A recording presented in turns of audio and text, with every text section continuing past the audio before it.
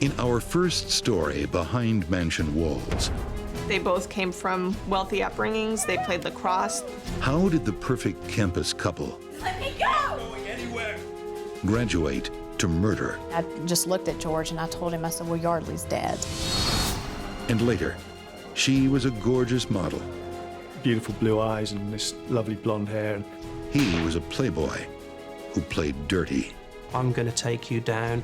I'm going to kill you. I'm Christopher Mason. Most parents will tell you children need firm boundaries. But what if those boundaries are defined merely by mansion walls? Beware the rich brats who always get their way. Their truculent demands can turn deadly when they're spoiled rotten.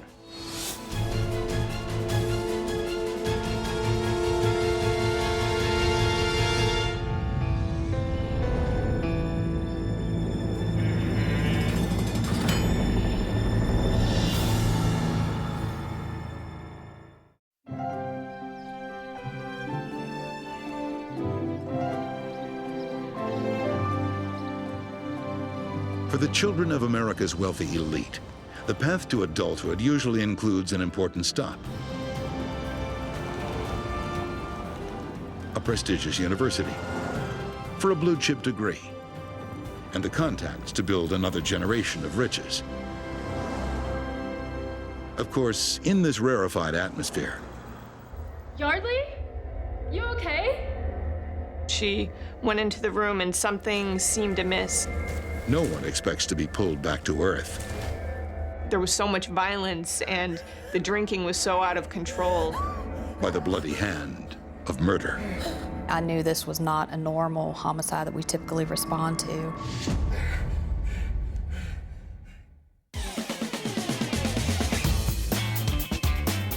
Lacrosse is a sport that values speed and agility, almost as much as it values wealth and pedigree. Lacrosse is incredibly elite. It's an expensive sport to play, so it's definitely an upper crust kind of sport. It's a game for the rich, played at exclusive colleges. The University of Virginia is a very prestigious school. It's a powerhouse when it comes to athletics, too, especially lacrosse.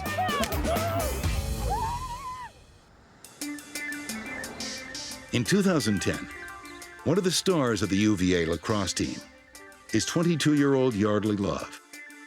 Graduation is just weeks away, and her team is the favorite to take the national championships. In both high school and college, she got to wear the number 1, so it was always one for Love. The petite defender is a standout, on and off the field.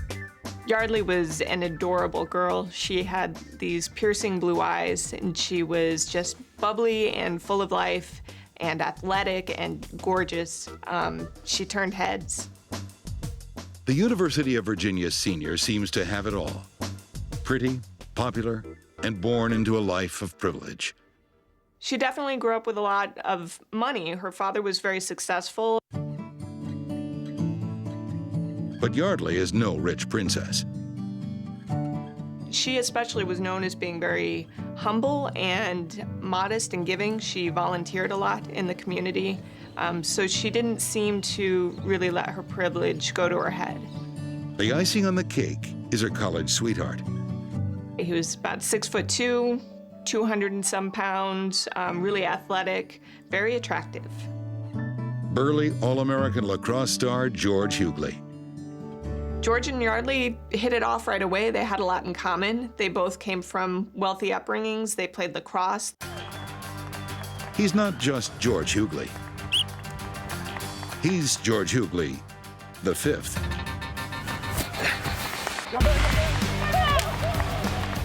And he comes from very old money.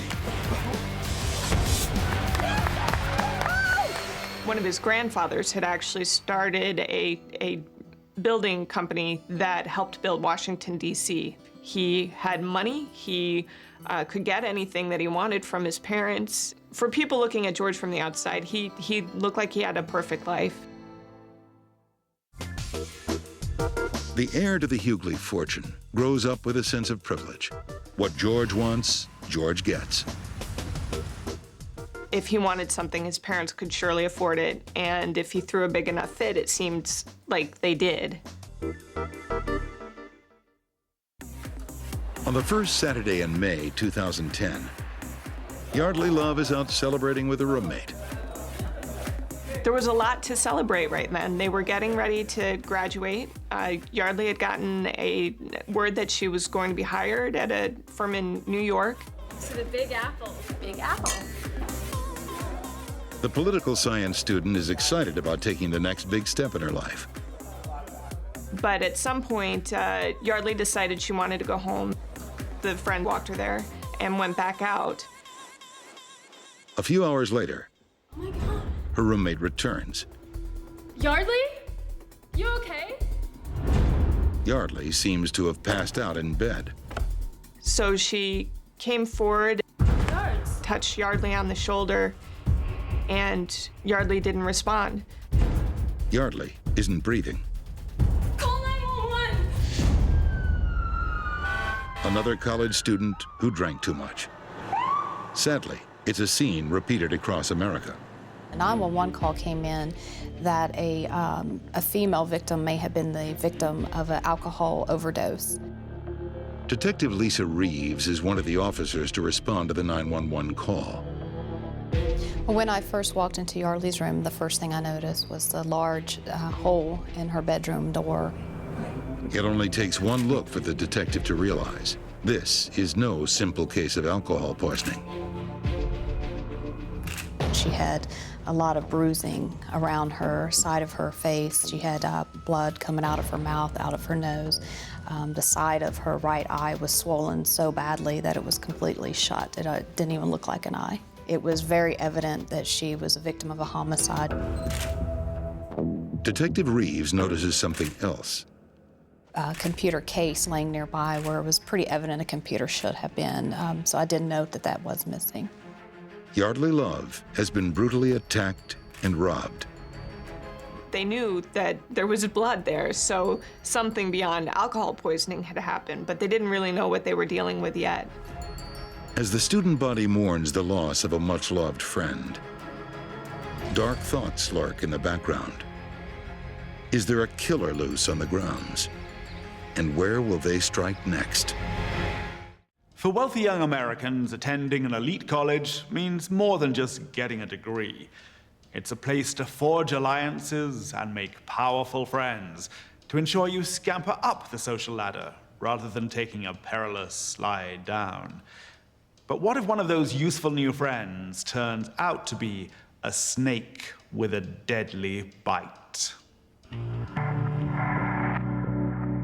Yardley Love and George Hugley seem like the it couple at the University of Virginia. But their close friends know this is a very rocky relationship.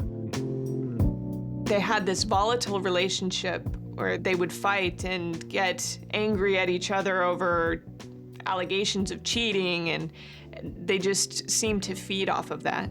Here is to an eye of first times. That jealousy came to a head just days before Yardley's death.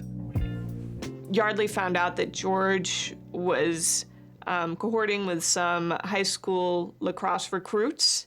Are these the girls you've been texting? How old are they? Like 15? They're not 15. Yardley, come and sit down. They look 15. She became very upset by this news and confronted him in his apartment, threw her purse at him. The contents spilled everywhere.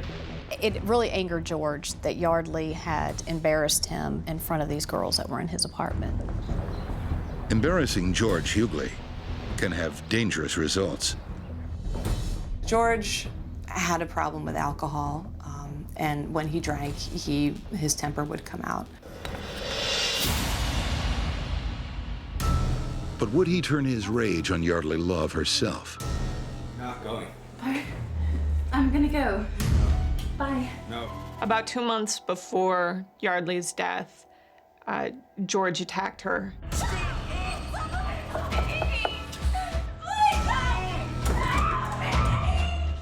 What's going on, man? He choked her. He was upset because he had heard that she was seeing somebody else, and he became very violent, so violent that other lacrosse players from a different team had to intervene. We were just playing. That wasn't just playing. It's not a big deal.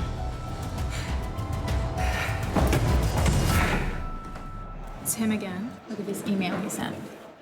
Her family and friends urge her to call police.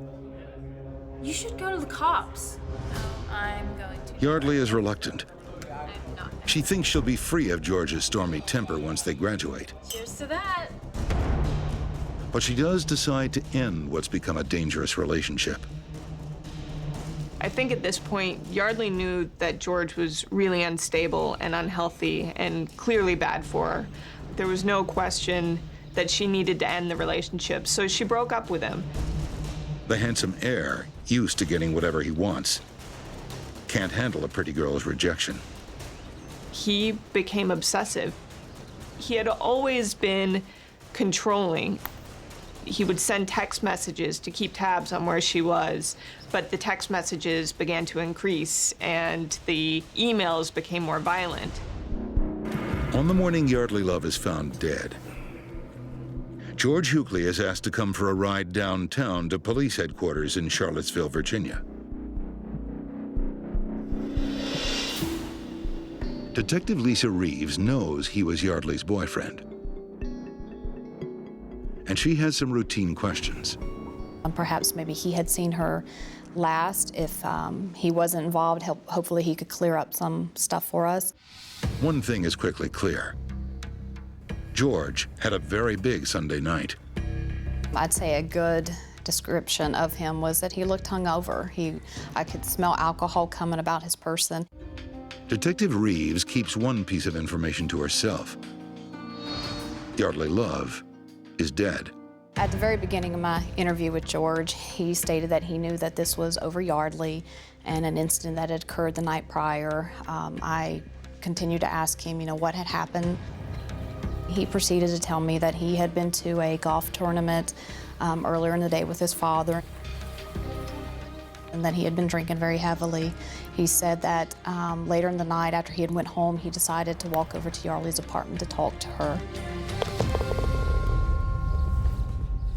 The couple would soon be living on different sides of the country. Yardley had called time on their relationship. George wanted to talk it over. He wanted to iron out their problems and get this whole mess situated, that he just wanted to talk to her. Talk to you. Do it, Yardley. He had at one point stated that when Yardley was sitting on the bed that she was saying no, no, no, and he actually imitated how she was actually banging her own head against the wall.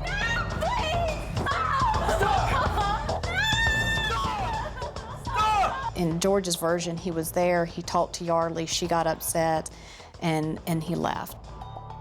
But George's version of his Sunday night visit doesn't ring true. He said that once he got there and went to her bedroom door and knocked, he said that Yardley had got up and said, "Who is it?" He said, "It's George." And he said that she let him in the bedroom. I knew right then and there that was not the case because I had already been at the scene and saw the hole in the door. Go away, please. I knew he was minimizing what he had done. Talk to you. George also has some unusual injuries. During the course of my interview with George, I did ask him, How'd you get that scratch on your arm? Gotta play lacrosse. Then Detective Reeves plays her ace. so at that point I just looked at George and I told him, I said, "Well, Yardley's dead." He just had a blank stare and he said, "She's dead?" Yeah, she's dead. And he said again, "She's dead." And that we kind of went back and forth for a moment, and he just sat there in a stare. At that point, George Hugley V is cuffed and charged with murder. This was no robbery. But what actually happened in Yardley Love's bedroom? And why? The autopsy toxicology results give one answer.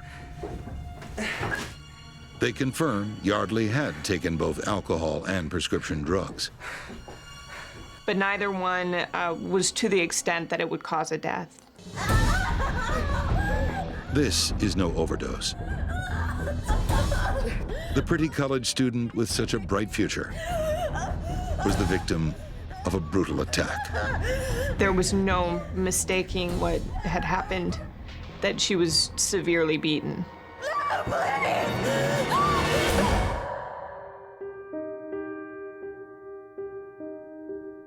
On a warm spring evening in 2010, the University of Virginia is in mourning for Yardley Love.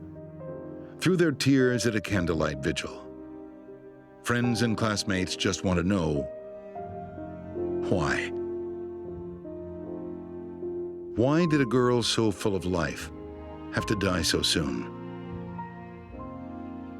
When you look back at the case, there were so many red flags. There was so much violence, and the drinking was so out of control. Go away!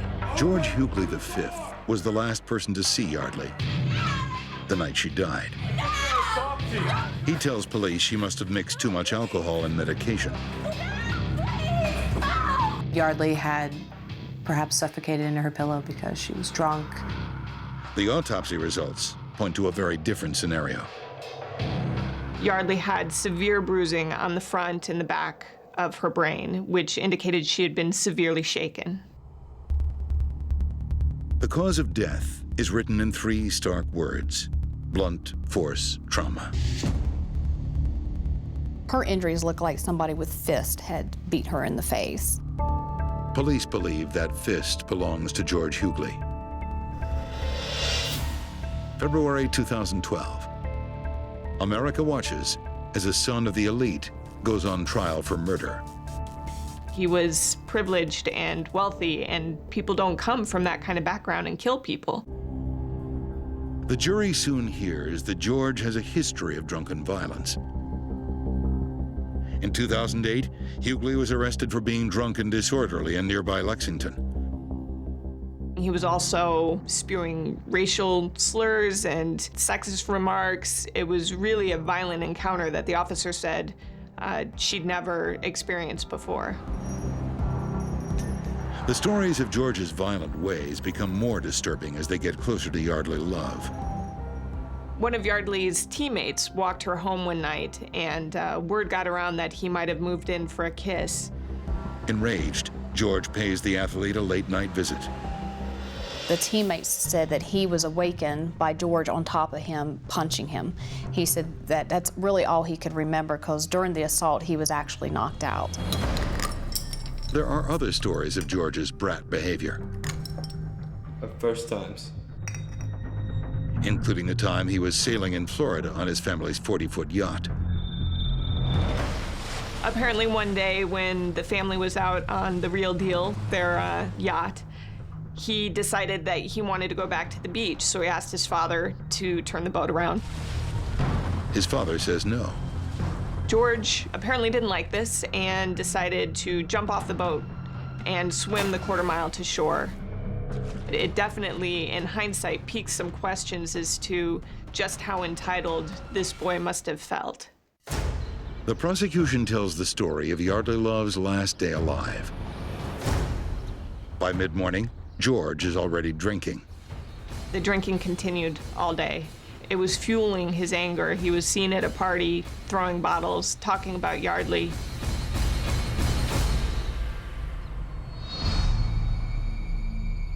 Late that evening, George's notorious temper takes over. Open the door! Open the door! No! Stop it! Go! Furious at being dumped, jealous of her with other men, the heir decides to confront Yardley. Please, no! Please, no! I think that George was a young man who had always gotten everything he wanted, and at that point, he wanted Yardley. I think that he immediately attacked her, and I think that it got out of control very quickly. He shook her violently, smashed her head against a wall. The 200-pound champion athlete unleashes tremendous violence.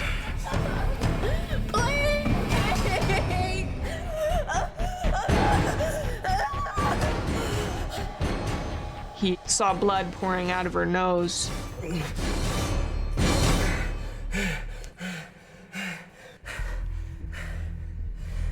Threw her on her bed and left.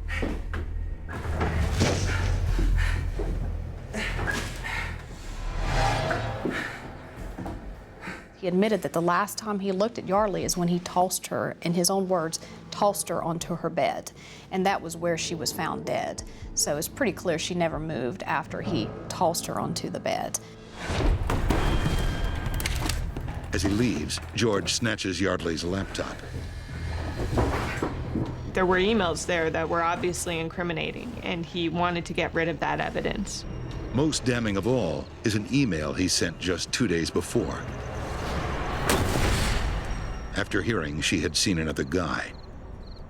He had said in an email, "I should have killed you," and ultimately, the next time he saw her, he did kill her. The defense argues Georgie was just a stupid drunk who thought he'd left his girlfriend with a nosebleed. The jury doesn't buy it. George Hugley is found guilty of second-degree murder. He is later sentenced to 23 years in prison.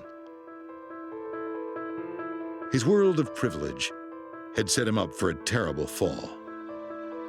He was so used to getting everything that he wanted that it fueled this unhealthy sense of entitlement within him.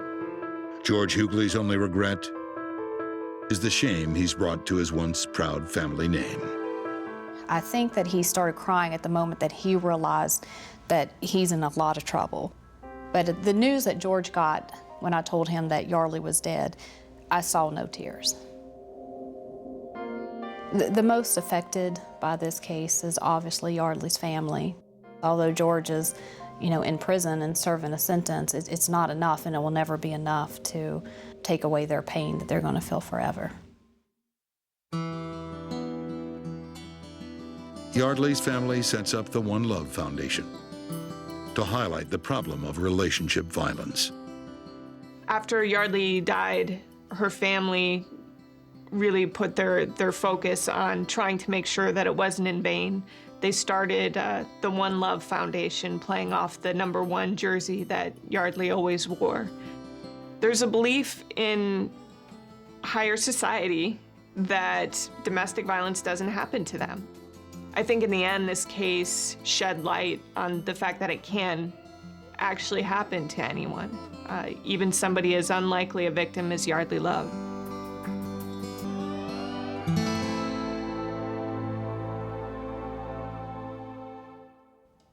How many of you observe the charmed lives of the rich and long to join their ranks?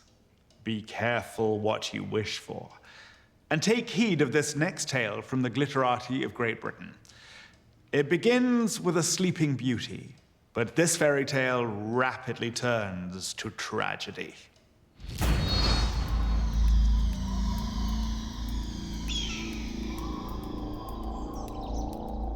In a house by the English seaside, Emily? a beautiful young girl lies resting, perhaps dreaming of a rich life ahead.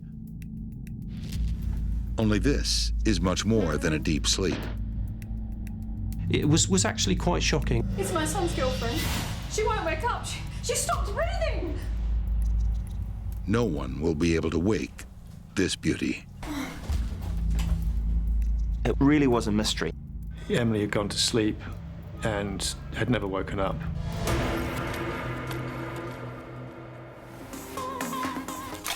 From childhood, Emily Longley was destined to join the glamorous world of modeling. Right from the minute she was born, people commented on what a beautiful girl she was, and that continued throughout her life. She had beautiful blue eyes and this lovely blonde hair, and she was very natural looking. In 2010, the 17-year-old from New Zealand moves to Britain to study and maybe get a crack at the big time. You really, got a sense of this young, quite sophisticated woman setting up a new life on the far side of the world. So much promise. Emily lives with her grandparents in the coastal resort town of Bournemouth. She soon catches the eye of a local millionaire's son. She was a very photogenic and a very attractive girl. and that's what attracted Turner to her. 20-year-old Elliot Turner is a self-styled hotshot playboy. He had a very flash lifestyle, seemed to spend a lot of money going out drinking at the weekends. Elliot is the kingpin in a posse of cashed-up playboys. The Bentleys, barmaids, the birds. He talked about his friends being members of a firm, which is kind of a British slang term for a gang. Well, they consider themselves the bright young things of Bournemouth, really. The firm has a nickname for their silver-tongued ringleader, All Talk Turner. He really was a man who said he'd done it all. He said that he'd slept with reality TV stars, been in rehab for cocaine. You know, there was no end to Turner's tales. Young and beautiful, 17-year-old Emily is soon swept up into Elliot's flashy world. He could be charming, Elliot Turner, there's no doubt about that. In the early days, they were clearly attracted to each other. Have a little nip.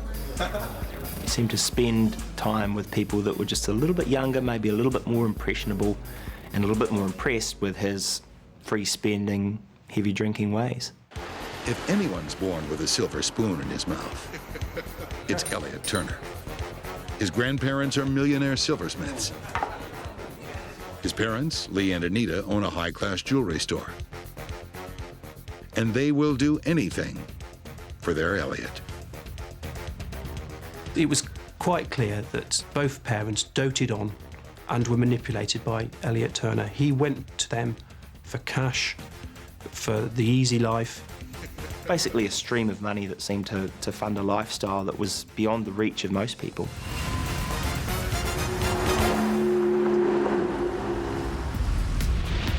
In a few short weeks, love blossoms between Elliot and Emily.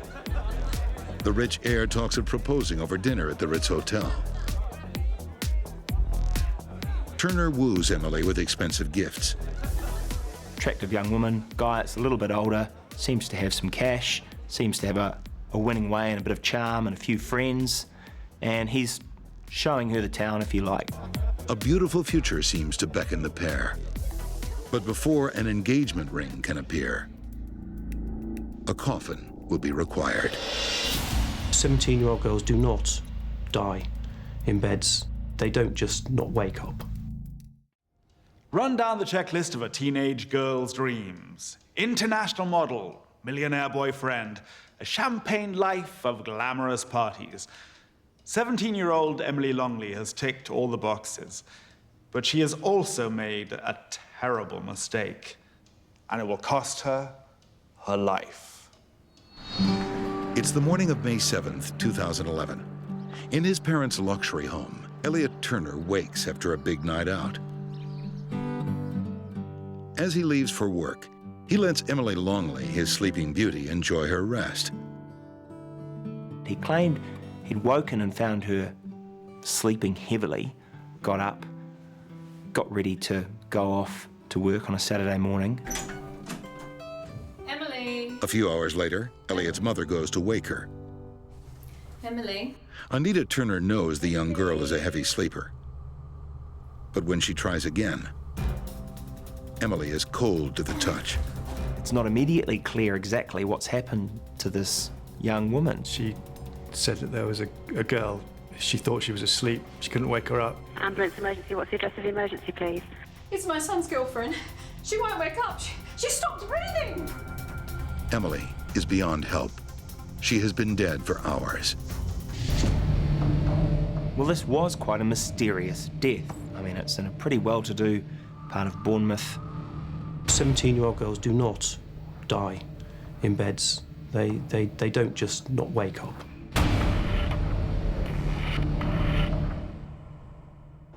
It's 2 a.m. Sunday across the world in New Zealand. Phone calls at this time of night only bring bad news. Emily Longley's father, Mark, can't believe what he hears. And this policeman told me what had happened. And basically, Emily was dead, and I thought, no, she can't be. I'd seen her a week before. She'd been in New Zealand, and she was just fit and bright and healthy and happy. His beautiful 17-year-old daughter, Emily, dead. Mark flies halfway around the world, still in shock. So I landed and I went straight from the airport to the morgue. I went to the room and she just looked like she was asleep. I thought she's going to open her eyes in a minute and just say boo to me, and then she's going to laugh at this big trick that forced me to fly over to England, and then she didn't, and she was cold and yeah. It still took a long time to sink in. The initial post-mortem results draw a blank. Part of the mystery was that it wasn't clear what had killed Emily Longley. There were no marks on her. So the police knew that they had their work cut out for them. In the absence of facts about Emily's death, speculation takes hold. There was talk of her taking drugs. There was a lot of speculation about that. There was talk of sudden death syndrome or just dying in her sleep. Or could the culprit be one of the expensive trinkets Elliot Turner draped around Emily's neck? His mother, Anita, mentioned the necklace to the 911 operator. She's got anything round her neck? Anything around her neck? Oh, that necklace. No, she's got a necklace very tight. Very tight round her neck? Yes. Can you get that necklace off? Okay. How tight? Very, very tight. Then the toxicology report comes back. Emily was clean. The toxicology report came back about a week later, and that ruled out drugs. There had been reports that there was a drug overdose, and Emily was this crazy wild child who got in with a bad crowd, and it was all rubbish. Detectives take another path and conduct a digital autopsy. And there on Emily's Facebook page is a chilling post. I have a stalker. Emily had put a post on that some guy had been calling my parents' house where Emily was living and had been saying things like, I know you're there. That message was written just 2 days before her death. A beauty like Emily will always stand out in a crowd. So who took notice? When police look at CCTV of Emily's final night in the town, only one man stands out: Elliot Turner. The pictures, though, show a lot of toing and froing. They show Emily Longley arriving at the club, arriving not with Turner, but separately. They're not a happy couple, obviously. Certainly on the CCTV footage that we saw, he looked very angry. It was stuff that showed that Emily really wanted to get away from Turner that night. The atmosphere in the bar was poisonous between them. Elliot Turner sees it differently. They'd gone out for the night. They had argued, but that there had been, a make-up. The problem is that for Elliot Turner, making up is hard to do. His Playboy charm is paper thin. He was a mix of very obsessive, very jealous, very possessive and controlling. Emily Longley is just another accessory in a rich man's wardrobe. He seemed to treat her like just a Facebook photo, an attractive young woman that he could have up there for the world to look at and say, oh, you must be some sort of success because of who you're with. When Emily does a photo shoot with 2 beefy male models, Turner fumes. Buff butlers, it was called, and it was like all these sort of hunky men dressed like in, just a bow tie really and a pair of shorts. He was absolutely furious. He was extremely upset. Forever spoiled, the indulged heir is used to getting whatever he wants. This and this. It's my outfit. You're dressed like a... Nothing fuels his rage like a woman saying no. God, don't touch me.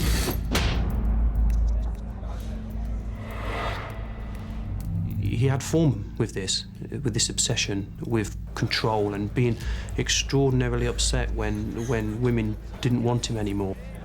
What? One former girlfriend went to the police and he was cautioned that he shouldn't go near her. So there was a bit of a pattern there that he'd talked in the past about using violence to control women that wouldn't do what he said.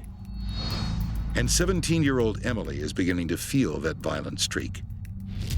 He never called her Emily. All the text messages were or. Police find a letter from Emily, I love you. begging him to stop. Stop being so constantly aggressive. She'd written him a note saying, I love you, but don't say you're going to kill me. Stop being so constantly aggressive to me. Don't say you'll kill me. Then she tries to break up with him. It seemed pretty clear that Emily Longley was getting rid of this guy. He went from being verbally violent to Emily to being physically violent towards her, and there are accounts of him hitting her in a bar and holding her by her neck in a nightclub. The night before Emily's death, You can say it. What happened? Elliot shows up at a nightclub with a hammer. Kill Emily. Hit her in the head with this.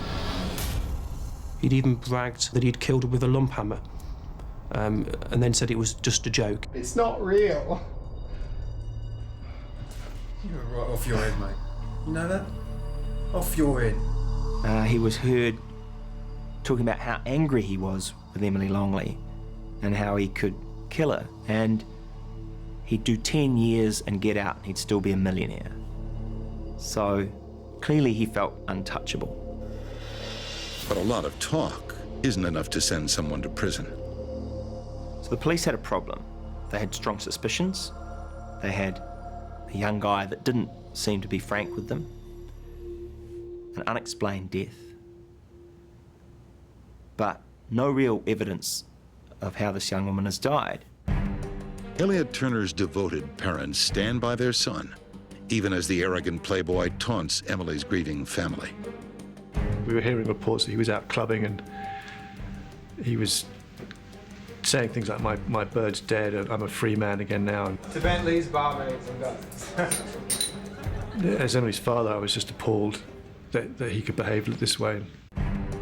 Desperate for a breakthrough, detectives turn to tactics they normally reserve for terrorists.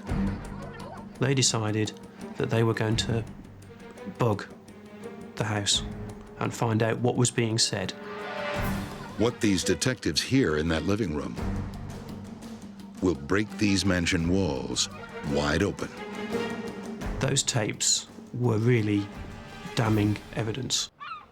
In the English seaside town of Bournemouth, a stakeout is underway.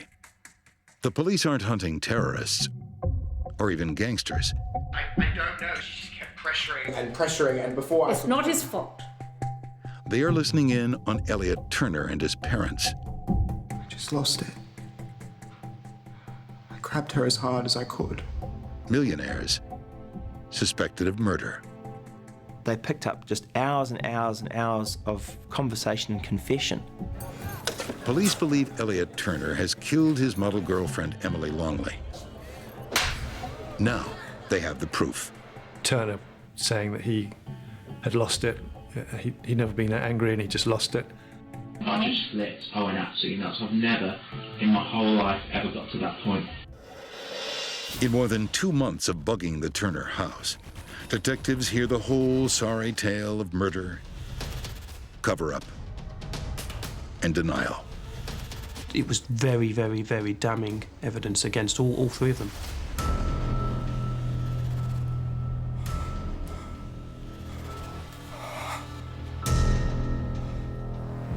On the day of Emily's death, Elliot writes a note and packs his bag. He had his passport in his back pocket and was on the point of driving off to Spain, apparently. But his wealthy parents, Lee and Anita Turner, have other ideas. They destroyed a confession that he'd written. Father got rid of it. and the police have their cover-up caught on tape. We've destroyed vital evidence in this case. You think we were right? Yeah. Conversations between Turner's father, Lee, and mother, Anita, about whether they should cover it up and whether they should lie to the police. There was destroyed vital evidence. We've perverted the course of justice. That was a confession. Anita Turner is heard telling her husband, well, what should we do? You know, he'll be going to jail otherwise. Stop denying me now. I am denying me. You strangler. Perhaps the most galling comment of all, Elliot blaming the girl he killed for all his troubles. That girl has ruined my life. Yeah, she has ruined my life. She did ruin your life. The police have heard enough. Elliot Turner is charged with murder. His parents with perverting the course of justice. The English are horrified. It was a case that was compelling to so many people because really Emily Longley could have been anyone's daughter. Awaiting trial, Elliot shows no remorse. Only the brash attitude of a rich brat dreaming of book and movie deals. While he was on remand, he was writing letters saying that he was going to come out and his father was going to buy him a Porsche and he was going to have a huge party. And he just didn't believe that he was going to go down for his crime at any point. It wasn't part of the film that he was making in his mind. But the police are working from a different script. As the murder trial begins, the prosecution describes the night of May 6, 2011. During the evening, Turner follows Emily and her friends into a swanky bar. Emily was over him and leaving him, and he didn't like that one bit. And he seemed to think that if he couldn't have her, no one could. This and this. It's my outfit. He called her and he was extremely angry. And he'd finally met someone that was standing up to him, that wasn't going to be treated like that. Said no for the first time.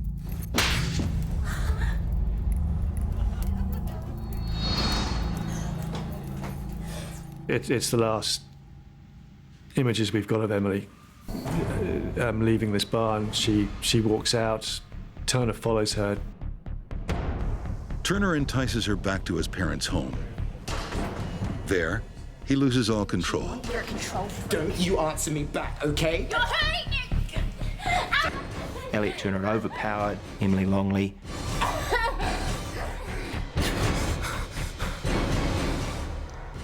And essentially choked her to death.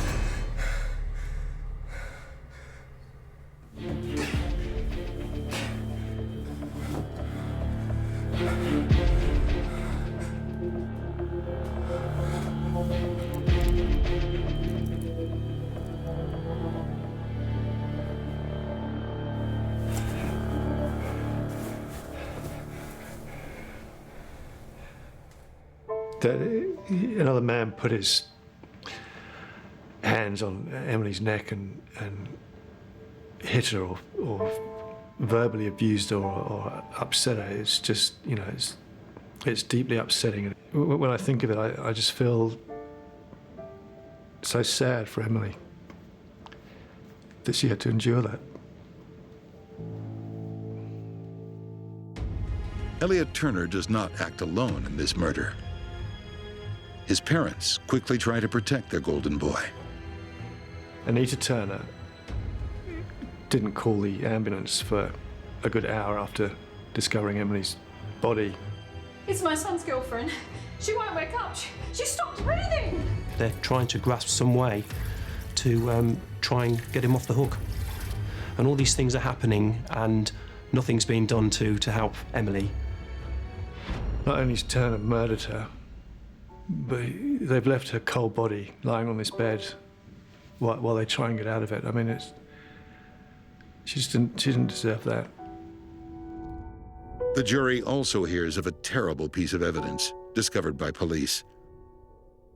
On the pillow in Emily's deathbed was an image of her face, created when Elliot smothered her. You could tell it was Emily's eyelashes. She had these lovely long eyelashes, and it was like looking at a make-up picture of Emily's face.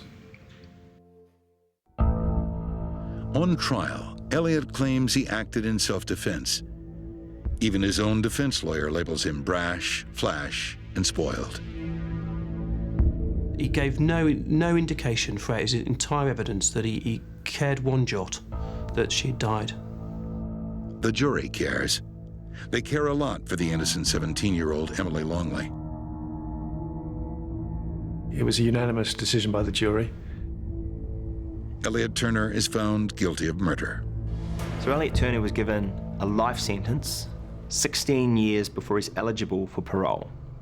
The judge, when she sentenced him, really put it all back down to earth and said, well, you know, you can put aside your thoughts of champagne and Bentleys and you can think about what you've done. I think everybody just felt for Emily that she'd had to endure this horrific behaviour from this clearly twisted and deranged man. Turner's wealthy parents, Anita and Lee, are convicted of attempting to pervert the course of justice. And were jailed for 27 months each for basically attempting to cover up their son's murder. He was just spoiled rotten and allowed to indulge these fantasies and never told no. And the only person that ever said no and meant it was this pretty vulnerable young woman. Mark Longley is left with justice done, but no daughter. You've constantly got that. She's just missing from your lives, and she was such a force in everyone's lives. You know, she was such a presence in all our lives that she's just so deeply, deeply missed.